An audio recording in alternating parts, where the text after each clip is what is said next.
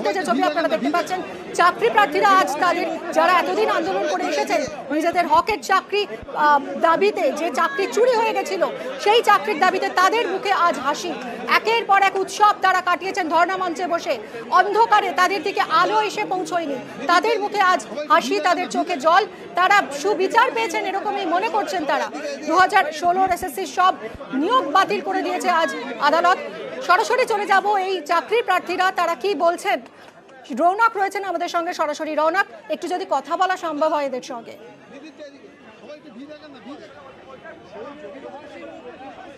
একদমই, দেখো যারা চাকরি প্রার্থীরা রয়েছেন তারা এখনো কিন্তু আন্দোলনে বসে রয়েছেন। আমরা কথা বলবো তার সঙ্গে।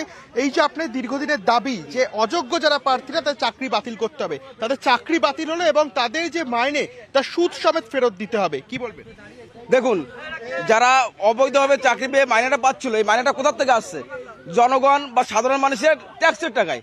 তো সেখান দাঁড়িয়ে এবার সরকারের জনগণের টাকা নয়ছয় করার অধিকার কারণেই এবার যারা যোগ্য নয়, অযোগ্য, তারা কি করবে? এরা শিক্ষা একটা সমাজের একটা কি বলবো কারিগর, সেখানটা দাঁড়িয়ে তারা একটা ভঙ্গুর পর্যায়ে চলে যাচ্ছে। অযোগ্য শিক্ষাকর্মী নিয়োগের পরে শিক্ষার ব্যবস্থাটা ভঙ্গুর পর্যায়ে চলে গেছে।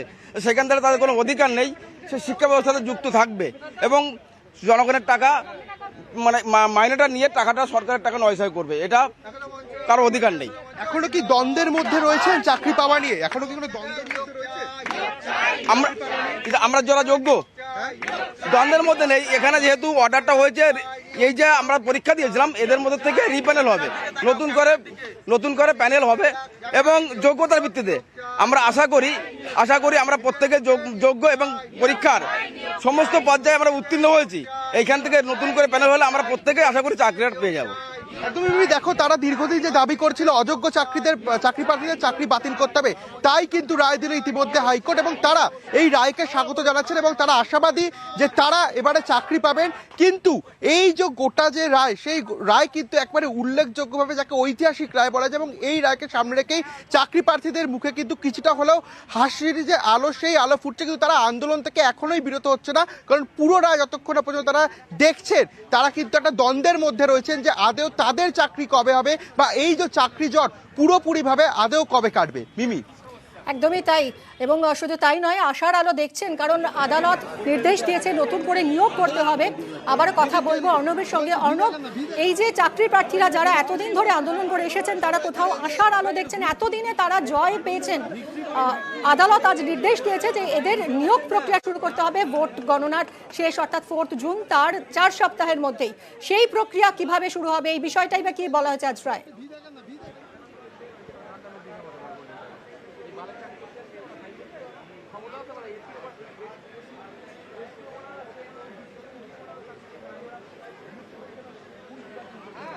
অর্ণব, আজকের এই রায় অত্যন্ত গুরুত্বপূর্ণ। আমি তোমার কাছে আসবো নতুন করে নিয়োগ প্রসঙ্গে আরো একবার জানবো, তবে আজকের এই রায় অত্যন্ত গুরুত্বপূর্ণ। শুধুমাত্র যে এই রায়ের দিকে তাকিয়েছিল গোটা রাজ্য তাই নয়, রাজনৈতিকভাবে তো খুব গুরুত্বপূর্ণ।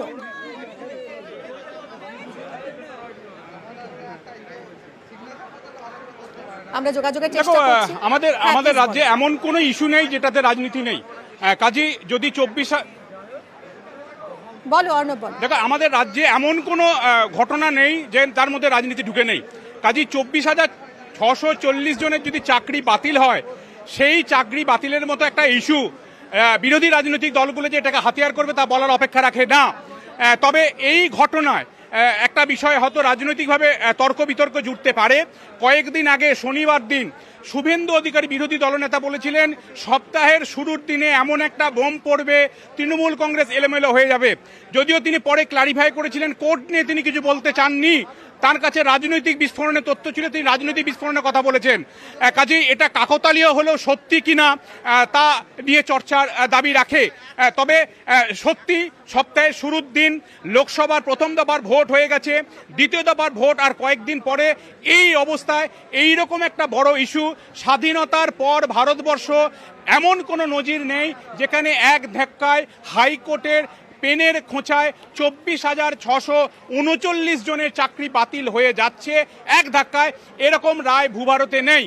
এর আগে যতদূর ছিল আমাদের হাতে তা হলো ত্রিপুরার সরকারের চাকরি, প্রায় 10,000 চাকরি যেটা সুপ্রিম কোর্ট পর্যন্ত গেছিল সেটা বাতিল হয়েছিল, সেটাকে আর রেগুলার করা যায়নি। সেখানকার বিজেপি সরকার এসেও সেটা রেগুলার করতে পারেনি, কারণ সেখানে আদালতের নির্দেশ ছিল, সুপ্রিম কোর্টের নির্দেশ।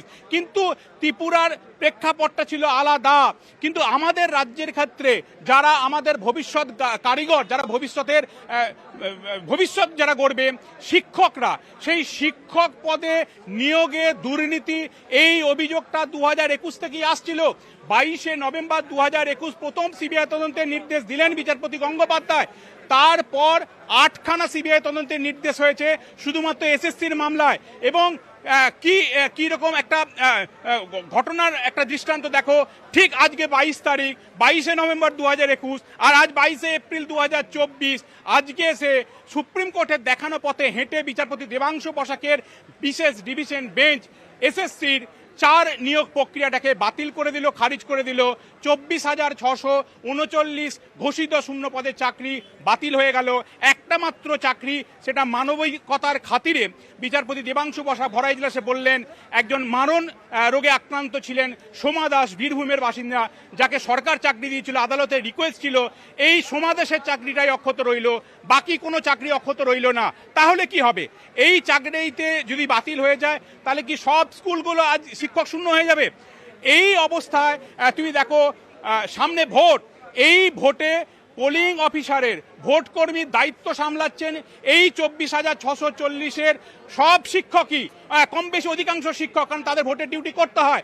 সেই শিক্ষকদের যদি যে নিয়োগ প্রক্রিয়া চাকরিটা পেয়েছে তারা যদি বাতিল হয়ে যায়, তাহলে তারা ভোট কর্মী কি হিসাবে একদমই তাই, পরিগণিত হবেন? কি হয় সেদিকে তো দেখতে হবে। সঙ্গে থাকো অর্ণব।